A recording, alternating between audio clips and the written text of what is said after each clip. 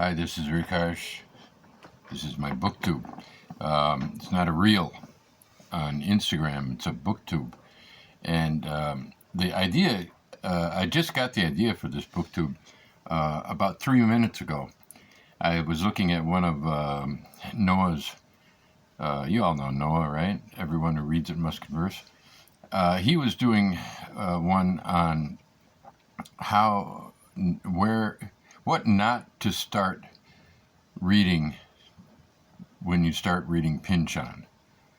And he apparently got the idea from a couple of people who are doing this for various authors, what not to start with.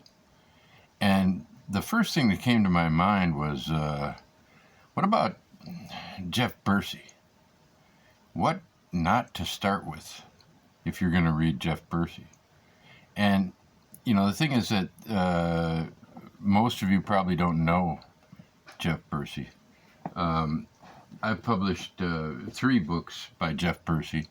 A novel called Unidentified Man at Left of Photo. And another one is a book of short stories called Jeff Bursey's Book of Short Stories. No, where is it? God damn. When you get old, you forget titles. Okay, so this one's called An Impalpable Certain Rest. Both of those are great books. And then we published his Assume a Position book of criticism by Jeff Bursey. But he had also written 2 novels previously, A Mirror on Which Dust Has Fallen, or something like that. And I'm sorry I didn't look it up beforehand, but I didn't prepare for this. It just came to me that there's a problem with this. And I'll explain what I'm talking about in a moment. He also wrote a book called Verbatim. And I'm not going to tell you where to start with Jeff Bursey. He's written at least 5 books. I think it's 5 books. And he should be read. And if I were to start reading Jeff Bursey, I would start with Unidentified Man at Left of Photo. A very funny and brilliant exploratory novel that takes place on Prince Edward Island. I could also be talking about Gary Amdahl or Mark Nash. Both have a bunch of books. I could be talking about myself. I've got a bunch of books. And we're all mature writers who've written a body of work, and we're virtually unknown. And the thing that I object to with this series, what not to start with, is that not that there's anything wrong with talking about these people, but I think most of the people who read Pynchon are also people who read all kinds of interesting authors, and the kinds of people who would read and really like Jeff Bursey. And, we've also got A Pastoral, which recently was voted the best book of the year in New Brunswick, Canada. And that may seem like small potatoes, but I don't know if they have potatoes there, but they certainly have roots. And Lee Thompson has roots there. So, he's written a bunch of books as well. So that's another person, what about Lee Thompson? And then we have a lot of writers who've written a few books. Prasenjit, I always get the two confused. Deben Roy, and read his novel Fatland, his book of short stories, Supria at 50, which is an amazing book. And I finally realized who he reminds me of the most, and that would be the Australian writer Gerard Murnane, or Gerald Murnane. It's Gerald, I think. Because I'm always trying to figure out what it is about Murnane that that works. He's a very subtle writer, as is Daben Roy, and both are able to write things that do not excite you the way that something masterful, new, funny, like these two do, but they somehow dig deep. They're more along the lines of naturalism or realism, and they somehow manage to keep your attention just enough that you dig deeper and deeper, and that's Daben Roy, and nobody buys Supria at 50. They should. I sell it, and we have a good-looking book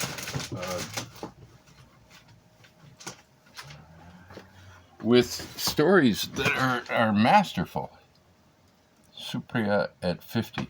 And, you know, so that, and he's also, he's about my age. Then there's David Vardaman.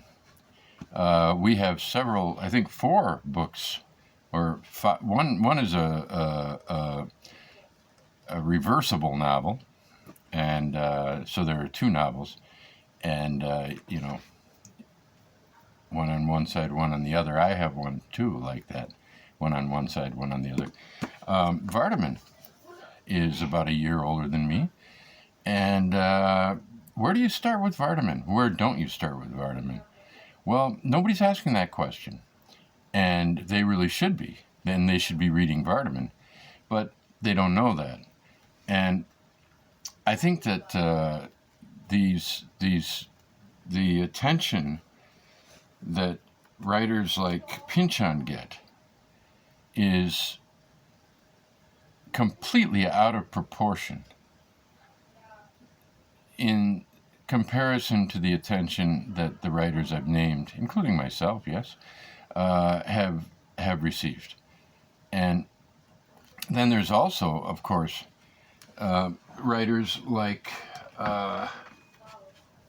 this fella here who wrote Filthy Synecdoche, and why not throw in this fella here who wrote Solarium, Braden Matthew, and Ben Lieberman wrote this, even though his name's not on the cover. I never did find out why that was, whose decision it was. Or Jonathan Trosclair, who's published, I think, just this one book. And let's see, one of my all-time favorites already, Luke Dellin, Orbo and the Godhead. I think if you start reading Pynchon and you also read, let's say, these 4 books, you'll be reading a writer who's got an oeuvre, Thomas Pynchon, but you'll also enjoy the beginnings of 4 writing careers that are going to be interesting and successful here. Let's put those back up. Let's put these back up. And then there's Chandler Broussard. Some people are reading Broussard. There's also Roberto Arlt, and he's really only written 3 novels. I've never gotten a hold of El Amor Brujo, I think it's called, but I did read his first one, which is, what is it, something toy, I can't remember. But his major work is the, where is it? The extraordinary 7 Madmen, the Flamethrowers. And in a sense, you could say he's a one book author. This is the book. This is one of the great books. It's like, well, Melville wasn't a one book author, but with Melville, you got to read Moby Dick. And I would never say, if you're going to start with Melville, you should start with anything other than Moby Dick, because most people are not going to read all of Melville. But so make sure you read Moby Dick. Just like with Dostoevsky, most people don't read all of Dostoevsky, more than who read all of Melville, probably. But you got to read the Brothers Karamazov. Crime and Punishment is the usual place to start because that's taught in schools. But what I'm trying to do is make a case for the unknowns. And here's one. Here's a guy. This guy doesn't have a career. Philip Friedenberg and his partner in crime, Jeff Walton, who did the illustrations. America and the Cult of the Cactus Boots. More of you have probably heard of this than anything else I've mentioned. And we're moving towards 1,000 sales of this book, which is remarkable. But that's it for his oeuvre. So there is no question, where to start with Philip Friedenberg. You got to start here, because that's all he's published. He does have another one coming out, so my argument will be weakened when that comes out. There will be a choice of two, but you won't be reading this and not reading the next one. You will read the second one once you've read this one, for sure. So I'm not trying to say, Noah, what the fuck are you talking about? I'm trying to say to all of you, what the fuck are you doing? Yeah, read John Barth. John Barth is probably getting less attention these days than people like Don DeLillo. All these people, there's so many layers of recognition in the literary world. And, when you think of all the recognition that Hemingway, for instance, got, and, well, if talent were an anatomy, and let's say Pynchon is the full body. Every part of his anatomy has